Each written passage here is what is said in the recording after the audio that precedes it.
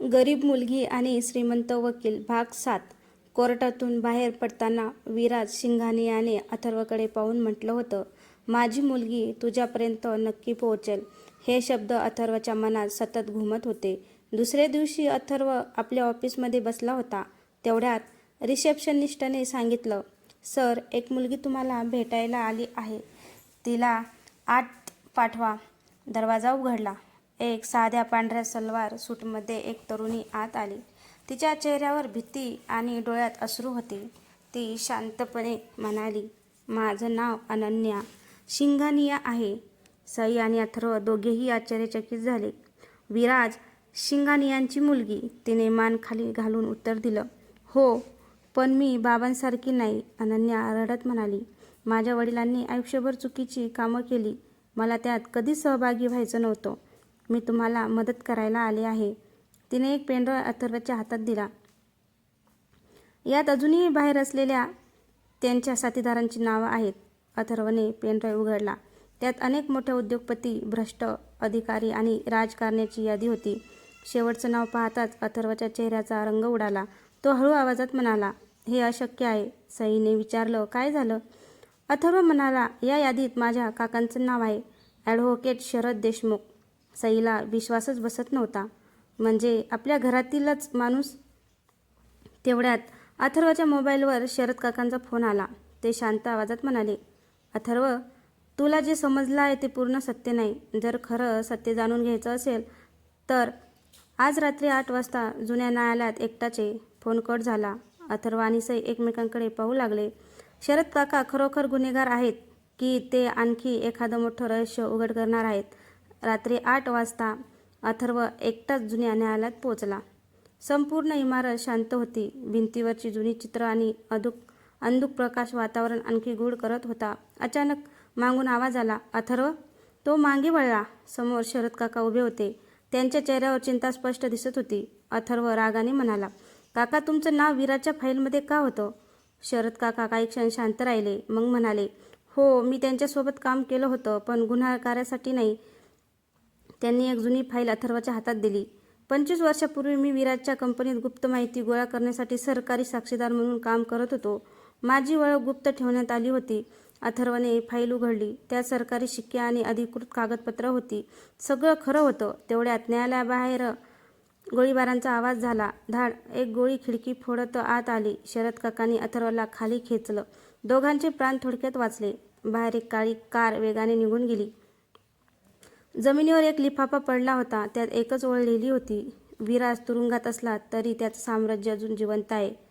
शरद काका गंभीर आवाजात म्हणाले, अथर्व, विराज हा फक्त एक चेहरा होता.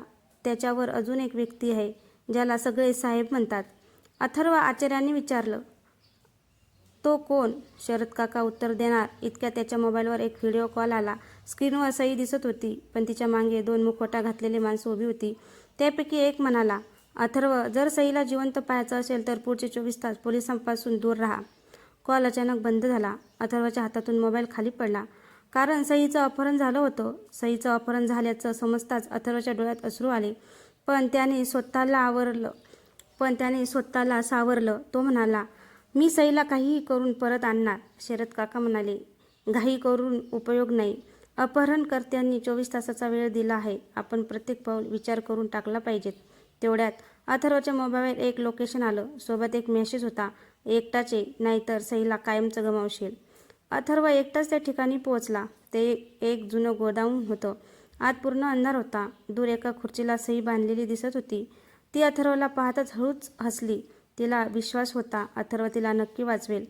अथर्व तिच्याकडे धावत जाणार इतक्यात स्पीकरवरून आवाज आला, थांब. एक पाऊल पुढे टाकलास तर स्फोट होईल. अथर्व थांबला. जमिनीवर लाल लेसर किरण दिसत होते. संपूर्ण गोदामात स्फोटकांचा सापळा लावला होता. तेवढ्यात वरच्या मजल्यावरून एक व्यक्ती खाली आली. त्याने चेहऱ्यावरील मुखवटा काढला. तो म्हणाला, माझं नाव आदित्य आहे आणि मी साहेबचा उजवा हात आहे. तो पुढे म्हणाला, आज तुला एक निवड करावी लागेल अथर्व. सईला वाचवायचं की या गोदामातील हजारो लोकांचे पुरावे? त्याने 2 बटन दाखवली. एक बटन दाबलं तर सई सुटणार, एक बटन दाबलं तर सही सुटणार होती, दुसरं बटन दाबलं तर सर्व पुरावे सुरक्षित राहणार होते. अथर्वसमोर आयुष्यातील सर्वात कठीण निर्णय उभा होता. तो काय निवडेल? गोदामात काही क्षण पूर्ण शांतता पसरली होती. एका बाजूला सई, दुसऱ्या बाजूला हजारो लोकांना न्याय मिळवून देणारे पुरावे. आदित्य हसत म्हणाला, चल वकील साहेब, आता न्याय आणि प्रेम यापैकी एक निवड. अथर्वने डोळे बंद केले, क्षणभर विचार केला आणि अचानक हसला. आदित्य गोंधळला. हसतोयस काय? अथर्व शांतपणे म्हणाला, कारण तू मला कमी समजलास. अथर्वने आपल्या घड्याळावरील एक छोटंसं बटन दाबलं. ते एक सोर्स ट्रॅकर होतं. शरद काका आणि पोलिसांना त्याच अचूक लोकेशन मिळालं. त्याच वेळी अनन्याने विराटच्या जुन्या सर्व्हरमधून गोदामाचा नकाशा पोलिसांना पाठवला. आदित्यला काहीच कळायच्या आत गोदामाबाहेर पोलिसांच्या गाड्यांचे सायरन घुमू लागले. तो संतापला. सगळे बाहेर पडा. त्याचे साथीदार पळू लागले. त्या गोंधळात अथर्वने स्फोटकांच्या वायरजवळ पोहोचून मुख्य स्विच बंद केला. लाल दिवे विझले. स्फोटकाचा धोका टळला. तो धावत सईजवळ गेला. तिचे हात सोडवले. सईने रडतच अथर्वला मिठी मारली. पण आदित्य मागून बंदूक घेऊन आला. त्याने अथर्ववर नेम धरला. गोळी झाडणार इतक्यात धाड दुसरी गोळी आधीच झाडली गेली. आदित्यच्या हातातून बंदूक खाली पडली. सगळ्यांनी मागे वळून पाहिलं. दारात अनन्या उभी होती. तिने पोलिसांसोबत येऊन योग्य वेळी आदित्यला थांबवलं होतं. पोलिसांनी आदित्यला अटक केली. जाताना तो मोठ्याने हसू लागला. मला पकडलं, पण साहेबला कधीच पकडू शकणार नाही. तेवढ्यात गोदामाच्या भिंतीवरचा मोठा स्क्रीन आपोआप सुरू झाला. स्क्रीनवर एक सावली दिसत होती. तो गूढ आवाजात म्हणाला, अथर्व, तू माझ्या प्रत्येक माणसाला हरवलंस. आता पुढच्या खेळात मी स्वतः उतरणार आहे. स्क्रीन काळा झाला. अथर्वच्या चेहऱ्यावर निर्धार होता, कारण खरा शत्रू अजूनही समोर आलेला नव्हता. गोदामातून बाहेर पडल्यावर सईने अथर्वाचा हात घट्ट धरला. ती म्हणाली, आता मला तुझ्यापासून कधीच दूर जायचं नाही. अथर्व हसत म्हणाला, जोपर्यंत माझा श्वास आहे तोपर्यंत तुला काहीही होऊ देणार नाही. दुसऱ्या दिवशी पोलिसांनी आदित्यची चौकशी सुरू केली. सुरुवातीला तो काहीच बोलत नव्हता, पण अथर्वने त्याच्यासमोर विराटची कबुली आणि सर्व पुरावे ठेवले. आदित्य काही क्षण शांत राहिला. मग म्हणाला, साहेब कोण आहे हे मला माहीत नाही. मी त्यांना कधीच प्रत्यक्ष पाहिलं नाही. त्याने फक्त एकच माहिती दिली, प्रत्येक महिन्याच्या 5 तारखेला रात्री एक गुप्त बैठक होते. तिथे फक्त साहेबांचा आवाज ऐकू येतो. ही माहिती ऐकताच अथर्व आणि सईने त्या बैठकीपर्यंत पोहोचण्याचा निर्णय घेतला. 5 तारखेची रात्र अथर्व, सई आणि इन्स्पेक्टर देशमुख गुप्तपणे त्या फार्म हाऊसमध्ये पोहोचले. आत अनेक प्रभावशाली लोक बसले होते. अचानक संपूर्ण हॉलमध्ये लाईट बंद झाली. स्पीकरवरून आवाज घुमला, स्वागत आहे माझ्या मित्रांनो. सगळे उभे राहिले. काही क्षणांनी स्टेजवर एक व्यक्ती आली. त्याच्या चेहऱ्यावर काळा मुखवटा होता. तो म्हणाला, आजपासून आपल्या साम्राज्याचा नवा अध्याय सुरू होईल. अथर्वने त्याचा आवाज काळजीपूर्वक ऐकला. तो आवाज त्याला खूप ओळखीचा वाटत होता. अचानक त्या व्यक्तीने मुखवटा काढला. चेहरा पाहताच अथर्व आणि सई दोघेही स्तब्ध झाले.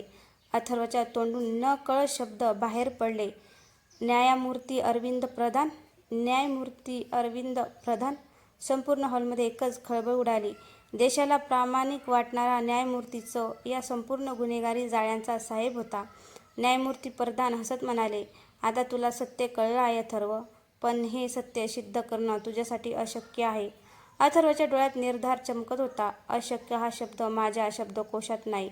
न्यायमूर्ती अरविंद प्रधान यांचा खरा चेहरा समोर आल्यावर अथर्व आणि सई काही क्षण स्तब्ध उभे राहिले. इतक्यात प्रधान यांनी टाळी वाजवली. क्षणातच सुरक्षा आरक्षकांनी संपूर्ण हॉलला वेढा घातला. प्रधान हसत म्हणाले, अथर्व, तू खूप हुशार आहेस, पण इथून जिवंत बाहेर जाणं इतकं सोपं नाही. अथर्व शांतपणे आपल्या कोटाचं बटन दाबतो. त्या बटनात एक गुप्त कॅमेरा सुरू होतो. प्रधान याचं प्रत्येक वाक्य थेट पोलिसांच्या कंट्रोल रूममध्ये रेकॉर्ड होऊ लागतं. प्रधान पुढे म्हणाला, हो, मीच साहेब आहे. अनेक वर्षापासून मीच या संपूर्ण जाळ्याचा सूत्रधार आहे.